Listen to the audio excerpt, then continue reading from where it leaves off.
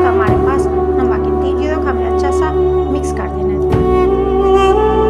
Pan में हम करेंगे घी गरम करें या फिर तेल गरम करें, जिससे आप मुनासिब समझें। अब इसमें शामिल करेंगे हम ये हमारे पास ये आलू, जिन्हें हमने सिरका चिली सॉस और नमक लगाया था, थोड़े थोड़े आलू शामिल करेंगे अपने पैन में, जितनी भी हमारे पैन में गुंजाइश। अब इसे हम चम्मच नहीं लेंगे, अभी हम इसे छोड़ देना है ताकि ये खुद ये सेट हो जाए।